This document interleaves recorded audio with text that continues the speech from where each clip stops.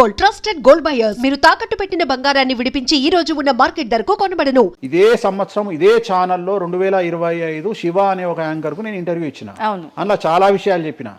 ఏమేం చెప్పినా, ఈ సంవత్సరము రైలు ప్రమాదాలు ఎక్కువ అని చెప్పిన, విమాన ప్రమాదాలు ఎక్కువ అని చెప్పిన. చెప్పంగా వెనకకెంచి వచ్చి వీడికి పని పాట లేదు, వీడు పొద్దుగాలు లేస్తే నెగిటివే మాట్లాడతాడు అని తిట్టిరు నన్ను. మరి అయినప్పుడు ఒక్కడన్నా పెట్టడేంద్రా, పెట్టాలే కదా, ఎందుకు పెట్టారు అంటే చివరికి జ్యోతిష్యం చెప్పుకునే స్వేచ్ఛ కూడా మా బొందకు లేకుండా చేసిరు. జ్యోతిష్యంలో అరే ఇప్పుడు నా సొంత కవిత్వం కాదు, ఎవరిని అడిగినా చెప్తారు. ఈ సంవత్సరం గురువు అధిపతి కమాండర్ కేతువు అన్ని క్లియర్గా ఉన్నాయి. కేతువు అంటే మోక్షకారకుడు, భక్తికారకుడు. ఈ సంవత్సరం 2026లో ఎక్కడైతే జనాలు గుమిగూడు ఉంటారో అక్కడ ప్రాబ్లమ్స్ వస్తాయి. అది రేపు జరగబోయేటువంటి పుష్కరాలు కావచ్చు, రేపు జరగబోయే సమ్మక్క సారక్క పండగ కావచ్చు, లేకపోతే దేవాలయాల్లో ముక్కోటి ఏకాదశి కావచ్చు, ఎక్కడైతే భక్తి భావం ఉంటుందో అక్కడ చాలా పెద్ద పెను ప్రమాదాలు సంచలనాలు జరుగుతాయని శాస్త్రం చెప్తుంది. శాస్త్రం చెప్పినప్పుడు ఆ శాస్త్రాన్ని వేణుస్వామి చెప్తున్నాడు. దీన్ని కూడా తప్పు తీసుకుపోయి వేణుస్వామి ఏలినాటి శని నడుస్తుంది మేషరాశికి, మేషరాశి బాగుండదు అని చెప్పాలి కానీ మేషరాశి సూపర్ స్టార్లు అవుతారని నేనెందుకు చెప్తా అంటే, ఒక చూసినా వేణుస్వామి మన ఒక ఆమె నేను మీనరాశి బాగాలేదంటే మీనరాశికి బాగాలేదని చెప్తున్నా వేణుస్వామి ఎక్కడ చెప్పాడు వేణుస్వామి అని ఇట్లా ఊతుంది, ఇట్లనే ఊతుంది ఆమె, ఇట్లనే అంటుంది వేణుస్వామి చెప్పిండు అని తిట్టింది. నువ్వు నమ్మవమ్మా, ఆమె అమెరికా నుండి పంచుప్రభాకర్ అని ఒక ఆయన ఉంటాడు, ఆయన తిట్టిండమ్మా ఆ బూతులు భగవంతా నేనైతే తెల్లారి చచ్చిపోతుండే అంటే వాళ్ళిద్దరికి ఫైటింగ్ జరిగి గదే మీనరాశి అని చెప్తున్నా నేను. ఆమె మీనరాశి అంట, గదే మీనరాశి అంటున్నా నేను. అంటే నేను చెప్పేది అదే, నేను చెప్పేది ఫస్ట్ శనీశ్వరుడు కాదు శనేశ్వరుడు. శనీశ్వరుడు అని ఎందుకు వచ్చింది అంటే, ఒకరోజు శని శంకరుడు ఇద్దరు కలిసినప్పుడు శంకరుడు శనిని అడుగుతాడు, ఏందా నేను చూస్తే పెద్ద అందరు భయపడుతున్నారు, చాలా పెద్ద పెద్ద వాళ్ళు భయపడుతున్నారు, నువ్వు తోపు తురుమట కదా అంటాడు. అంటే నేను తోపు తురుమా కాదా, రేపు చెప్తా నీ సంగతి అంటాడు. ఎవరు శని ఈశ్వరుని అంటాడు. అంటే ఏంది అంటే, రేపు నీ టైం వచ్చింది నీ సంగతి ఏందో చెప్తా అంటాడు. అంటే తెల్లవారి పొద్దున సూర్యోదయానికి శంకరుడు పోయి ఒక చెట్టు తొర్రలో దాచుకొని సాయంత్రం సూర్యాస్తమయం వరకు చెట్టు తొర్రలోనే ఉంటాడు, ఉండి బయటకు వస్తాడు. బయటకు వచ్చిన తర్వాత శని ఎదురుపడితే నన్నేమో చేస్తా అన్నావు కదా, ఏం చేసినావు అంటాడు. అంటే నువ్వు లయకారకుడివి, ప్రపంచాన్ని శాసిస్తావు, ముల్లోకాలను శాసిస్తావు, అట్లాంటి నిన్ను తీసుకుపోయి సూర్యోదయం నుండి సూర్యాస్తమయం దానిక చెట్టు త్వరలో దాచిపెట్టిన, ఇంతకంటే నేను చేసేదే ఉంది అంటాడు. ఆట మొదలు పెట్టేశాడు అక్కడ ఆల్రెడీ. అప్పటి నుండి ఆయనకు శనీశ్వరుడు అని పేరు వచ్చింది. సో ఇది జరిగింది శంకరుడికి కూడా జరిగింది, రాముడికి కూడా జరిగింది. సో ఏలినాటి శని పీరియడ్లో, షష్టమ శని పీరియడ్లో బాధలు పడేటువంటి పరిస్థితి ప్రతి ఒక్కళ్లకు ఉంటుంది. రెండవసారి ఏలినాటి శనిలో మరీ దరిద్రంగా ఉంటుంది. కలియుగంలో దాని తీవ్రత చాలా ఎక్కువగా ఉంటుంది. కలియుగంలో ఫిజికల్ కంటే మానసికమైన దెబ్బలు చాలా ఎక్కువగా ఉంటాయి. జనాలు కొట్టే దెబ్బలు చాలా ఎక్కువగా ఉంటాయి. నరఘోష వల్ల తినే దెబ్బలు చాలా ఎక్కువగా ఉంటాయి. కలియుగ దైవమైనటువంటి వెంకటేశ్వర స్వామి వారికే ఎన్నో రకాల పూజలు చేసి దిష్టి తీయడానికి ప్రయత్నం చేస్తున్న సందర్భంలో ఆఫ్టర్ ఆల్ మానవులో మనమెంత. సో మన మీద ఎన్నో రకాల దుష్ప్రయోగాలు ఉంటాయి, ఎన్నో రకాల నరఘోషలు ఉంటాయి. సో ఇవన్నీ జనాలకు తెలియజేయాల్సిన బాధ్యత ఒరిజినల్ పండితుడిగా, ఒరిజినల్ జ్యోతిష్కుడిగా నా మీద ఉంది. సో సొంత కవిత్వము జనాలకు పాజిటివ్గా చెప్పడానికి నేనేమి ఏమో అంటారు కదా, వ్యక్తిగత ఏదో అంటారు వాళ్ళను, వ్యక్తిగతంగా కౌన్సిలింగ్ ఇచ్చేటువంటి వాడిని కాదు నేను. సో నేను శాస్త్రం ఏం చెప్పిందో నేను దాన్ని మాత్రమే జనాలకు చెప్పడానికి నేను ఇక్కడ ఉన్నా. అంతేగాని క్యాన్సర్ వచ్చిన పట్టుకొని నీకు ఏం లేదు అని చెప్పి వాడిని ఇంటికి పంపించి 2 రోజుల తర్వాత సచ్చేటట్టు చేసేటువంటి నీచుండి నేను కాదు. క్యాన్సర్ వస్తే క్యాన్సర్ వచ్చింది, ధైర్యంగా బతుకు, ఇంకా బతుకు, నీ కోరికలు తీర్చుకో, అన్ని కోరికలు తీసుకొని సావు అని చెప్తా. రెండవది, అన్ని తిని 60 ఏళ్ళు పోతే ఏం తినకుండా 80 ఏళ్ళు బతికితే లాభం లేదు. సో కలియుగంలో ఇవన్నీ సమస్యలు చాలా తీవ్రంగా ఉంటాయి. భార్యాభర్త కారులో పోతే పక్కింటోడు ఏడిస్తాడు, మంచి కారు కొనుక్కుంటే ఏడిస్తాడు, ఒక పిల్లగాడు మంచి ఉత్తీర్ణత శాతంలో పాస్ అయితే ఏడిస్తారు, మంచి ఉద్యోగం వస్తే ఏడిస్తారు, ఒక పొలిటికల్ బాగుంటే తెస్తాడు, ఒక యాంకర్కు డబ్బులు వస్తే తెస్తాడు. సో ప్రతి దగ్గర ఏడుపు ఏడుపు ఏడుపు జలసు అనేటువంటిది రాజ్యమేలుతున్నటువంటి సందర్భంలో తెలుగు రాష్ట్రాలలో అది పీక్ స్థాయిలో ఉండేటువంటి పరిస్థితులలో నిజాలు చెప్పి జనాలని భయానికి దూరంగా ఉంచాల్సినటువంటి బాధ్యత నాది, జరగబోయే నష్టం నుండి కాపాడాల్సినటువంటి బాధ్యత నాది అని ఇంతమంది రాళ్ళేసినా, ఇంత చెండాల పనులు చేసినా, వ్యక్తిగతంగా నన్ను విమర్శలు చేసినా నేను ఎవరిని వ్యక్తిగతంగా విమర్శించడం లేదు. ఎందుకంటే ప్రతి ఒక్కడి ముడి కింద ఖచ్చితంగా సమస్యలు ఉంటాయి. ఈ శుద్ధపూస ఎవడూ కాదు. నాకంటూ నెల రోజులు పక్కకు తీస్తే ఒక్కొక్కటి జాతకాలు చెప్పగలుగుతా అందరివి. నేను వాటి జోలికి బోదలుచుకోవట్లేదు. శాస్త్రం ఏం చెప్పిందో శాస్త్ర ప్రామాణికంగా నేను జనాలకు తెలియజేయాలని కోరుకుంటున్నా. సో లాస్ట్ ఇయర్ ఎట్లా జరుగుతుందో 2025లో అనుభవించిన కష్టం కంటే 2026 ఎక్కువ, 2026 కంటే 27 ఎక్కువ, 27 కంటే 28 ఎక్కువ. 2025 నుండి 28 వరకు సమాజంలో ప్రకృతిలో జరిగే సంఘటనల తీవ్రత చాలా ఎక్కువగా ఉండబోతా ఉంది. ప్రకృతి పరంగా, సామాజికంగా, అగ్ని ప్రమాదాల పరంగా, వాహన ప్రయాణాల ప్రమాదం, చాలా రకాల సమస్యలు ఈ సంవత్సరం ఉండబోతున్నాయి. ఓకే, రాశుల పరంగా ఎలా ఉంటుందండి? సో ఈ సంవత్సరము ఫస్ట్ రాశుల కంటే ముందు మనం మాట్లాడుకోవాల్సింది ఏంటి అంటే, ఈ సంవత్సరము రైలు ప్రమాదాలు, అగ్ని ప్రమాదాలు, వాహన ప్రమాదాలు, అలాగే జన సమీకరణలు ఉన్న చోట, భక్తులు గుమిగూడే చోట, జన సాంద్రత ఉన్న చోట, అది సినిమా థియేటర్లు అవ్వచ్చు, భక్తికి సంబంధించిన ఏరియా అవ్వచ్చు, సో మార్కెట్లు అవ్వచ్చు, మాల్స్ అవ్వచ్చు, వాటిల్లో పెను సంచలనాలు ఈ సంవత్సరం జరిగే అవకాశాలు ఉన్నాయి. ఆర్థిక నష్టము అంటే ఆస్తి నష్టము, జన నష్టము ఉండేటువంటి అవకాశాలు ఉన్నాయి. కాబట్టి జనాలకు చెప్పే విషయం ఏంటంటే, భక్తి పేరుతో జనాలు లేనటువంటి ప్లేస్కి వెళ్ళండి. ముక్కోటి ఉంది, ఖాళీగా ఉన్న వెంకటేశ్వర గుడికి వెళ్ళండి హ్యాపీగా. ఆ దేవుడికి డబ్బులు ఇచ్చిన వాళ్ళు అవుతారు, పంతులకు డబ్బులు ఇచ్చిన వాళ్ళు అవుతారు, గుడికి 4 రూపాయలు ఇచ్చిన వాళ్ళు అవుతారు. అట్లనే జనాలు లేనటువంటి ప్లేసుల్లో పుష్కరాలకు వెళ్ళండి ఈ సంవత్సరము. సో జన సాంద్రత ఉన్నటువంటి ప్రదేశాలను ఈ సంవత్సరం అవాయిడ్ చేయడానికి ప్రయత్నం చేయండి. సో టూర్లు మ్యాక్సిమం అవాయిడ్ చేయండి. ఈ సంవత్సరము లోయ ప్రాంతాలలో, కొండ ప్రాంతాలలో, నదీ పరివాహక ప్రాంతాలలో పెను సంచలనాలు నమోదయ్యే అవకాశం ఉంది. టూరిస్టు ప్రాంతాలలో కూడా ప్రాబ్లమ్స్ ఉంటాయి. ఈ సంవత్సరం భారతదేశంలో కొన్ని ప్రదేశాల్లో మత కల్లోలాలు రేగేటువంటి అవకాశం కనిపిస్తూ ఉంది, కర్ఫ్యూ విధించేటువంటి అవకాశం కనిపిస్తూ ఉంది. సో ఇవన్నీ కూడా ఈ సంవత్సరం చాలా తీవ్రంగా ఉండబోతా ఉన్నాయి. సో జాగ్రత్తలు వహిస్తే మంచిది. ఓకే, ఇప్పుడు అంటే ఇవి ఎవరికి, అంటే ఏదైనా గ్రహాల్లో మార్పులు ఉన్న వాళ్ళకా, లేదంటే అంటే ఇదంతా మనం ప్రకృతి పరంగా చెప్తాం. ప్రకృతి పరంగా దాంట్లో ఎవరు ఉంటారు అంటే, చనిపోయే వాళ్ళని తీసుకుంటే ఆ బాధితులు ఎవరైతే ఉంటారో వాళ్ళ జాతకంలో ఏలినాటి శనో, షష్టమ స్థానంలో శనో, వ్యయ గురువో ఉంటాడు. ఓకే, సో మనం వాళ్ళే అని చెప్పలేం కదా, అక్కడికి పోయిన వాళ్ళల్లో వాళ్ళు ఉంటారు. ఎవడైతే నష్టజాతకుడు ఉంటాడో వాడికి ఆ ఇన్సిడెంట్ జరుగుతుంది. సో ఇది ఓవరాల్ గా సంవత్సర ప్రిడిక్షన్ అంటారు. సో రాబోతున్నటువంటి సంవత్సరం పేరు కూడా చాలా చాలా చాలా కాంట్రవర్షియల్ నేమ్, పరాభవనామ సంవత్సరము. పరాభవము అంటే ఓటమి, అవమానంతో కూడిన ఓటమి అని అర్థం. పరాభవము, దుర్యోధనుడికి మయసభలో జరిగినది పరాభవము. సో అలాంటి పరాభవము ఎవరికి జరుగుతుంది అంటే, ఎవరి జాతకంలోనైతే ఏలినాటి శని ఉందో, 6వ స్థానంలో శని ఉన్నాడో, 8వ స్థానంలో శని ఉన్నాడో, 12వ స్థానంలో గురువు ఉన్నాడో వాళ్లకు ఈ సంవత్సరం సంచలనాలు ఉండబోతా ఉన్నాయి. అది మేషరాశి కావచ్చు, మీనరాశి కావచ్చు, సింహరాశి కావచ్చు. సో ఇలాంటి వారికి ఈ సంవత్సరం పెను సంచలనాలు ఉండేటువంటి అవకాశాలు ప్రస్ఫుటంగా కనిపిస్తూ ఉన్నాయి.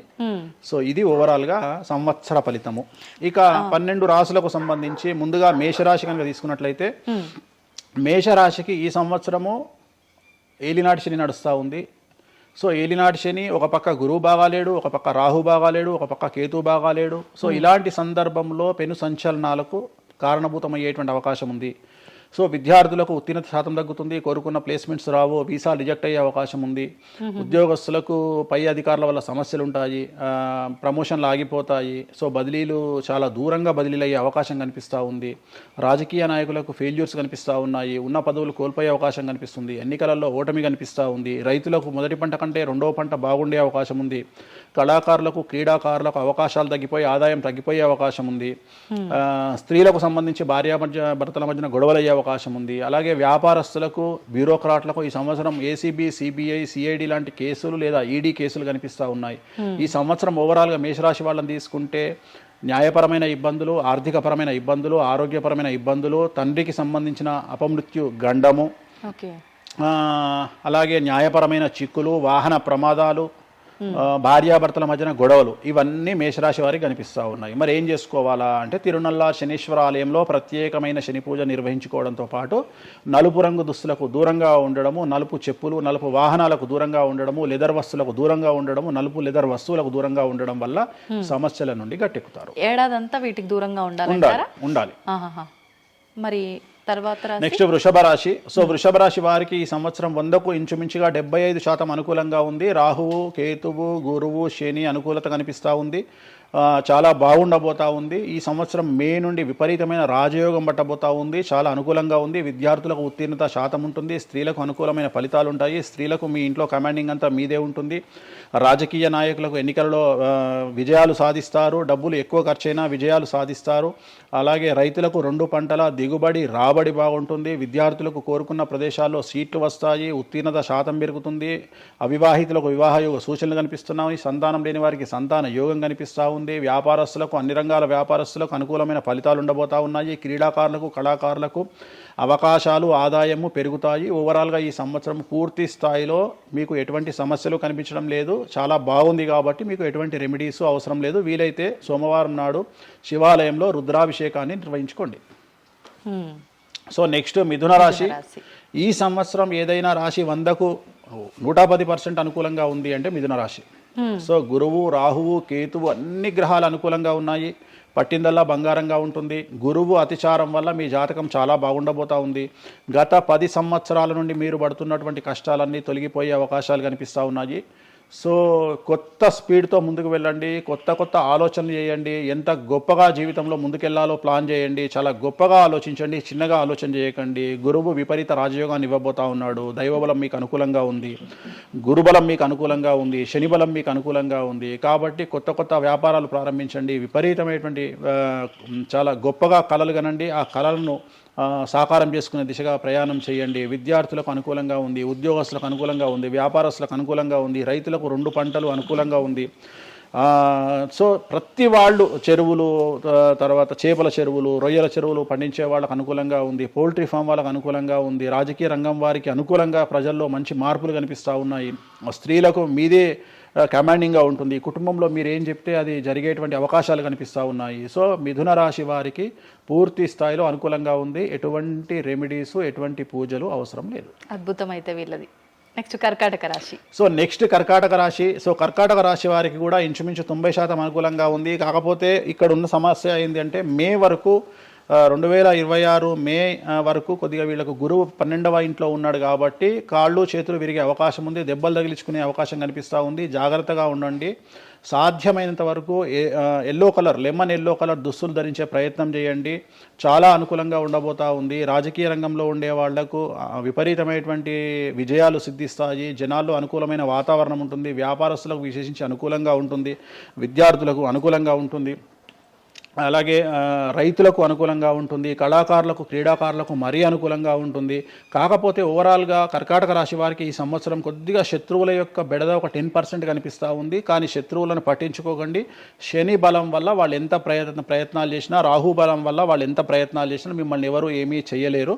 సో మీరు చేయాల్సింది ప్రతి గురువారం నాడు లెమన్ ఎల్లో దుస్తులు ధరించే ప్రయత్నం చేయండి. అలాగే శ్రీకాళహస్తిలో గురు దక్షిణామూర్తి వద్ద గురువారం నాడు గురుహోరలో గురువుకు అంటే దక్షిణామూర్తికి అష్టోత్తర పూజ చేయించుకోండి. అలాగే పసుపు రంగు పువ్వు ఏదైనా ఉంటే అక్కడ నుండి తెచ్చుకొని ఇంట్లో పెట్టుకోండి. మీకు అనుకూలమైన ఫలితాలు ఉంటాయి. అంటే శని వీళ్ళకి ఫేవర్గా ఉన్నాడు అంటే శని వీళ్ళకి చాలా ఫేవర్గా ఉన్నాడు. రాహు ఫేవర్గా ఉన్నాడు. కేతు ఫేవర్గా ఉన్నాడు.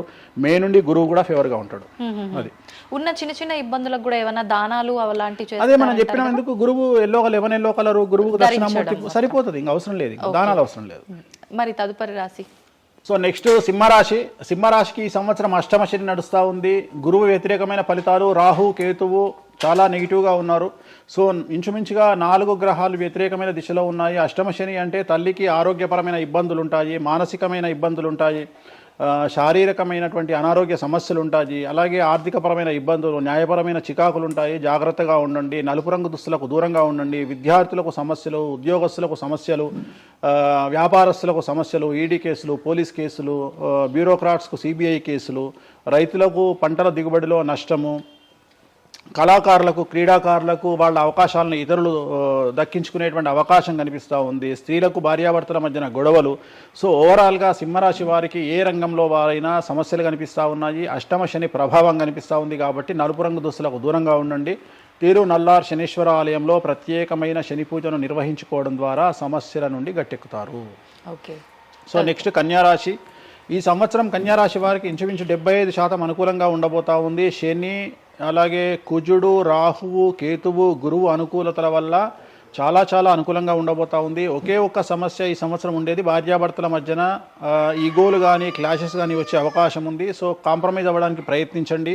భార్య దగ్గర భర్త, భర్త దగ్గర భార్య కాంప్రమైజ్ అవ్వండి. ఈగోలకు పోవద్దు, జెలస్లకు పోవద్దు. ఆర్థికపరమైన అంశాల్లో జాగ్రత్తగా ఉండండి. విద్యార్థులకు అనుకూలత కనిపిస్తూ ఉంది. రాజకీయ నాయకులకు అనుకూలత కనిపిస్తూ ఉంది. వ్యాపారస్తులకు, కళాకారులకు, క్రీడాకారులకు విశేషమైన యోగం లభించబోతూ ఉంది. న్యాయస్థానాల్లో పనిచేసే వాళ్లకు, న్యాయ సంబంధమైన వృత్తిలో ఉండే వాళ్లకు అనుకూలమైన ఫలితాలు ఉండబోతూ ఉన్నాయి. స్త్రీలకు విశేషించి అనుకూలంగా ఉండబోతూ ఉంది.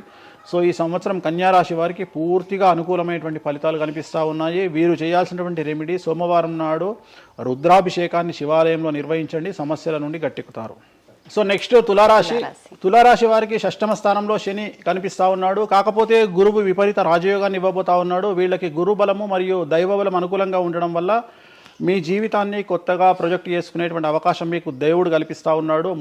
ముందుకు వెళ్ళే ప్రయత్నం చేయండి. చాలా కొత్తగా మిమ్మల్ని మీరు ఆవిష్కరించుకునే ప్రయత్నం చేయండి. మిమ్మల్ని మీరు కొత్తగా సమాజానికి చూపించుకోండి. దానివల్ల మీ ఆలోచనలు మార్చుకోండి. చాలా గొప్పగా థింక్ చేయండి, గొప్పగా కలలు కనండి, వాటిని సాకారం చేసుకోండి.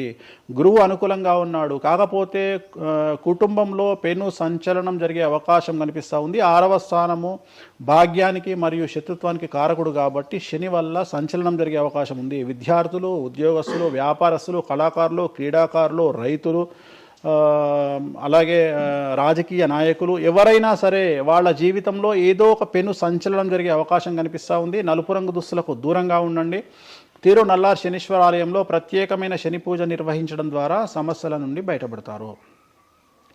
నెక్స్ట్ వృశ్చిక రాశి వారికి అర్ధాష్టమ శని వెళ్ళిపోయింది. శని గురువులు అనుకూలంగా ఉన్నారు. రాహు కేతువులు అనుకూలంగా ఉన్నారు. కళాకారులు, క్రీడాకారులు, ఉద్యోగస్తులు, విద్యార్థులు, వ్యాపారస్తులు, రైతులు, రాజకీయ నాయకులు, స్త్రీలు, అన్ని రంగాల వారికి పూర్తిగా 100కి 100% అనుకూలంగా ఉన్నటువంటి రాశి వృశ్చిక రాశి. పూర్తి స్థాయిలో విశాఖ 4, అనురాధ 1, 2, 3, 4, జ్యేష్ఠ 1, 2, 3, 4, 9 పాదాల వారికి విశేషించి రాజయోగంగా భావించాల్సి ఉంటుంది.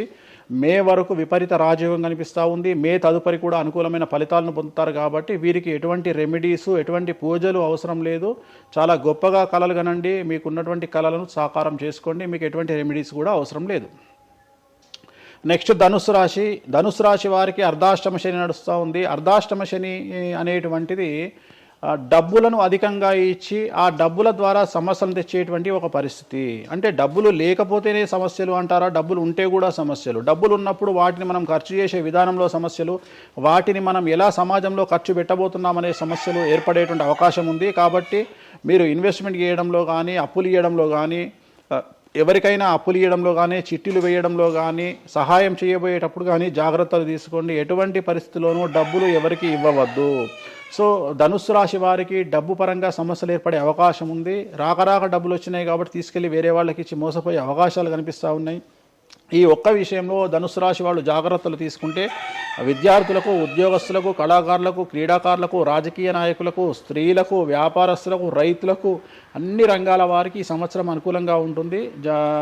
ఓన్లీ మీరు చేయాల్సిన రెమెడీ నలుపు రంగు దుస్తులకు దూరంగా ఉండండి. తిరునల్లార్ శనీశ్వర ఆలయంలో ప్రత్యేకమైన శని పూజ నిర్వహించడం ద్వారా సమస్యల నుండి గట్టెక్కుతారు.